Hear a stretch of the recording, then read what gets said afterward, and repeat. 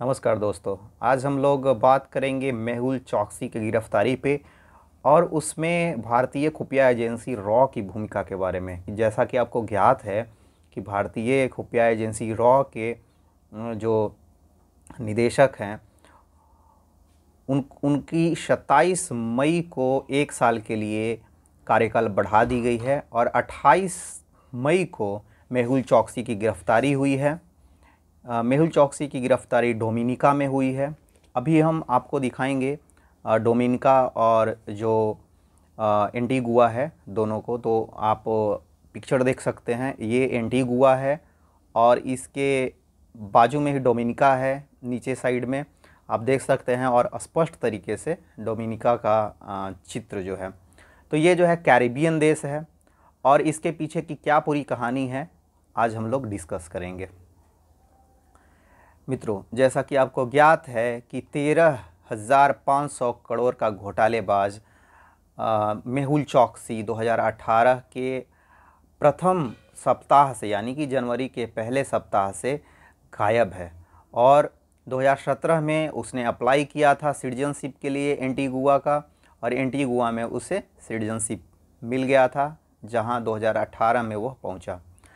सबसे पहले मैं ये बता दूं कि उसने किया क्या क्या था, तो उसके ऊपर कैसे कैसे आरोप थे। तो एक आरोप जो है वह है बैंकिंग फ्रॉड का। दूसरा आरोप है कि उसने जो फ्रेंचाइज़ खुलवाया था, लगभग 200 फ्रेंचाइज, उनके साथ में 5-5 करोड़ के जो फ्रॉड हैं वो किए थे।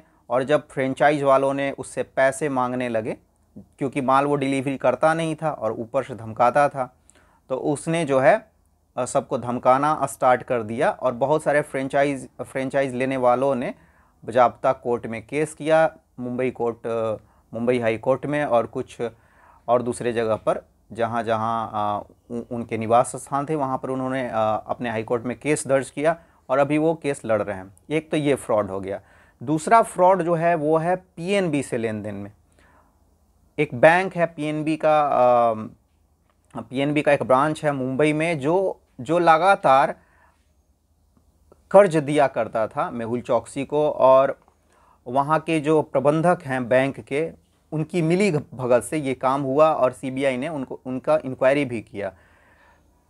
क्या था मोडस ऑपरेंडी ऐसा था कि हांगकांग से कोई हीरा आता था भारत में, मान लीजिए कि आया है अहमदाबाद में, फिर अहमदाबाद से उसे कतर में मान लीजिए कि भेजना है। तो हांगकांग से जब अहमदाबाद आया उस वक्त भी बैंक ने कर्ज दिया और नया स्टोर खोलने के नाम पे या नया फ्रेंचाइज के नाम पे फिर से बैंक ने लोन सैंक्शन किया कतर के लिए, सऊदी के लिए। और फिर क्या करता था, जब उधर से हीरा आ गया, गोल्ड आ गया और फिर यहाँ से जब गोल्ड चला गया तो फिर वही रिटर्न आ जाता था हांगकांग और फिर हांगकांग से फिर इंडिया। मतलब एक ही तरह का जो स्टॉक है वो बार बार घूमते रहता था और उसके नाम पे जो है पैसे लगातार अलॉट होते रहते थे। तो एक ये फ्रॉड है। तो दो फ्रॉड, एक फ्रेंचाइजी का फ्रॉड और एक फ्रॉड बैंक का, ये लगातार चलते रहा। और जो गीतांजलि जो ज्वेलर्स है, जो जिसका ये मालिक था, ये 1960-70 के दशक की जो है कंपनी है, इसके पिताजी ने स्टार्ट किया था। लेकिन इसके पिताजी ने शायद अच्छा से चलाया हो और इसीलिए ग्रोथ भी हुआ। लेकिन ये जब आया बाहर से सीख के बिजनेस स्ट्रेटजी पश्चिम देशों का, तो इसने जो है गलत तरीके अपनाए। और संतोष श्रीवास्तव जो कि एमडी थे, मैनेजिंग डायरेक्टर, उन्होंने बाकायदा बहुत सारे मीडिया चैनलों को और मैगजीन्स को और समाचार पत्रों को अपने इंटरव्यू में बाकायदा उन्होंने कहा भी कि मैंने जो है एक बिजली ब्लोअर के तौर पर काम किया और 2014 में ही कंपनी से इस्तीफा दे दिया था और मैं केस लड़ रहा हूं खुद मेहुल चौकसी से। मेहुल चौकसी ने भी इस पर केस कर दिया था संतोष श्रीवास्तव पर और संतोष श्रीवास्तव को लगातार धमकाया जा रहा था। ये बैंकिंग फ्रॉड का जब मामला 2017-18 में खुला, उससे पहले ही 17 में बजाबता अमेरिका के लिए अपने बच्चों की शिफ्टिंग के लिए सारा प्लान कर दिया था और उसने अपने बच्चों और अपने पत्नी को अमेरिका शिफ्ट कर दिया मेहुल चौकसी ने।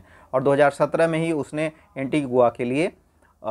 एंटीगुआ के पासपोर्ट और सिटीजनशिप के लिए अप्लाई कर दिया था और वहाँ उसे मिल भी गया। एब्सकॉन्डर जो है लोगों का जो है रहना कैरिबियन देश में बहुत ही एक तरह से बोल सकते हैं कि आसान है। वहाँ पर जो पॉलिटिकल जो सिस्टम है, जो पॉलिटिकल लोग हैं, ऐसे एब्सकॉन्डर को, भगोड़े को अपने यहाँ जगह देते हैं, उसके बदले उनको जो है पैसे मिलता है। अब आते हैं कहानी पर कि मेहुल चौकसी को गिरफ्तार कैसे किया गया। शुरुआत में 2018-19 में भारत सरकार ने प्रत्यर्पण का कोशिश किया और भारत सरकार की विदेश मंत्रालय ने संपर्क किया एंटीगुआ से कि आप जो है मुझे ये दे दें, ये जो व्यक्ति है मेहुल चौकसी वो मुझे दे दें। ठीक है, तो उन्होंने जो है मना कर दिया। उन्होंने बोला कि हमारे यहाँ का जो सिटीजनशिप लॉ है वो जो है ऐसा करने को नहीं बोलता। इन्वेस्टर के तौर पर मेहुल चौकसी को वहाँ पर सिटीजनशिप मिला था। खैर, उसने पैसे वहाँ पर खिलाए, उसने मोटे पैसे जो है पहले ही ट्रांसफ़र कर लिए थे। इसके बाद क्या हुआ कि लगातार जो है भारत की जो खुफिया एजेंसी भी है नज़र बनाए रखी कि ये कभी बाहर आए, कैसे बाहर लाया जाए, इस तरीके से करके। बहुत ही एक प्रसिद्ध घटना है एडोल्फ इकमैन का, जो यहूदियों का नरसंहारक था और जो जर्मनी का रहने वाला था, और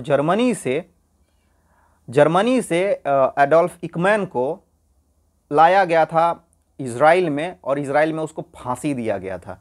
ये 1939 से 45 के बीच में सेकेंड वर्ल्ड वार हो रहा था, तो ये एडोल्फ हिटलर के साथ में काम करता था। यहूदियों का नरसंहार में बहुत बड़ा इसका हाथ था। अर्जेंटीना में रहता था बाद में, और अर्जेंटीना सरकार से जब इजराइल के प्रधानमंत्री डेविड बेन गुरियन ने अनुरोध किया कि आप जो है प्रत्यर्पण कर दें इकमैन को, एडोल्फ इकमैन को, तो अर्जेंटीना के सरकार ने ऐसा करने से मना कर दिया।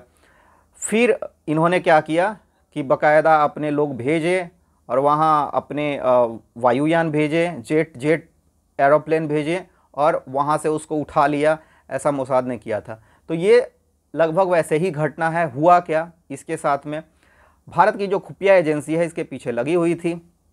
एंटीगुआ ने मना कर दिया था साफ तौर पे, और वहाँ के जो प्राइम मिनिस्टर है गैस्टन ब्राउन, उन्होंने अभी भी कहा, गैस्टन ब्राउन ने, कि अगर वो मेहुल चौकसी हमारे यहाँ पे रहता तो हम उसे प्रत्यर्पित नहीं करते। खैर, हुआ क्या, कोई महिला का नाम है बारबरा जराबिका। बारबरा जराबिका नाम की महिला जो है वो मेहुल चौकसी से सुबह शाम, जब मेहुल चौकसी दौड़ने जाता है, चलने जाता है, वॉकिंग करने जाता है, तो वहाँ पर मिलती है।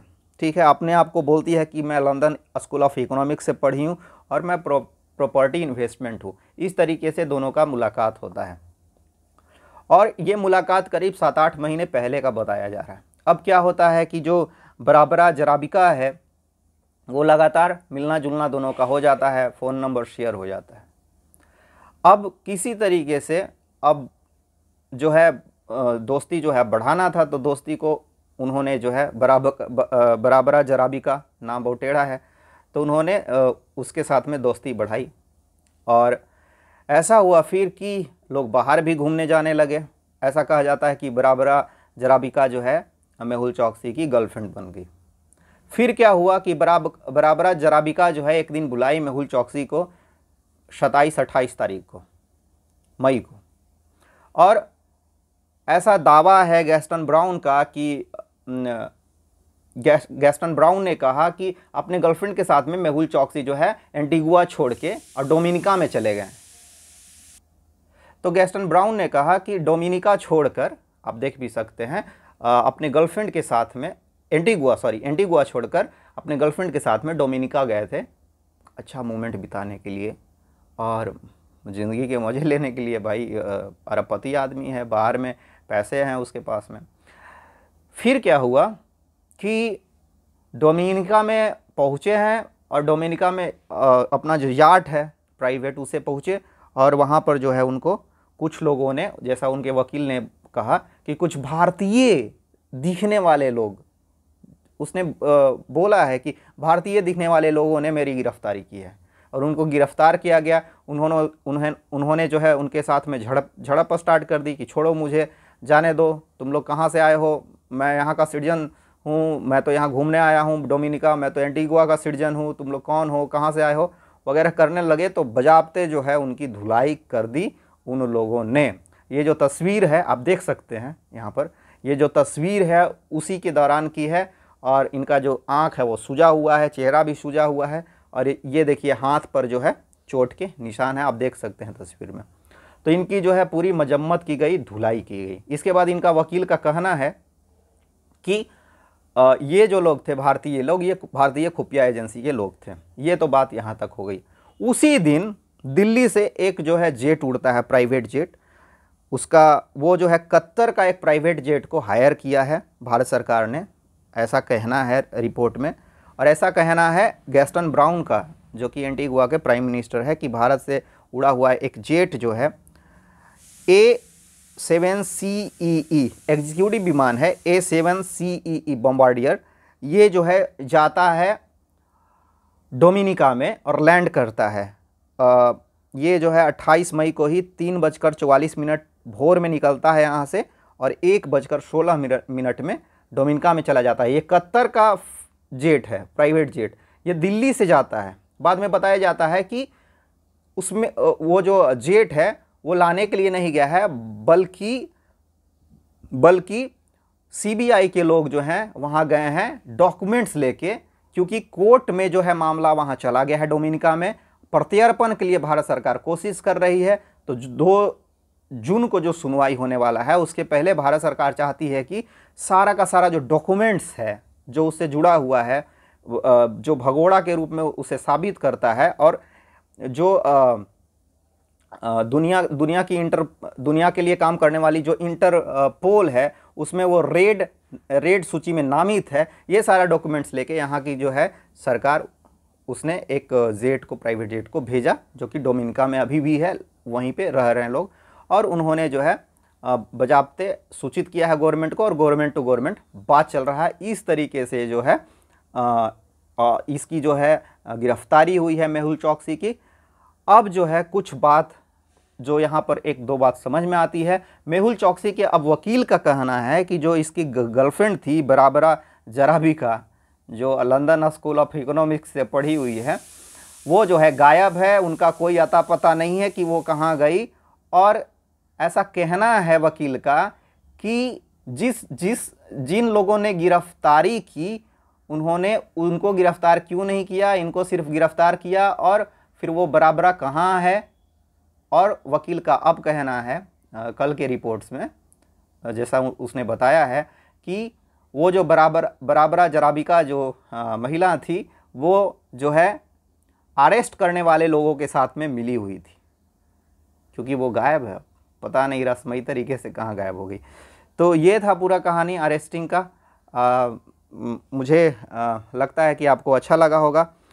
इसमें और जो जानने के लिए जो बातें हैं वो है कि गीतांजलि का जो है सारा मार्केट है वो ध्वस्त हो चुका है, और करीब हज़ारों करोड़ की प्रॉपर्टी जो है जब्त कर लिया गया है भारत सरकार के द्वारा।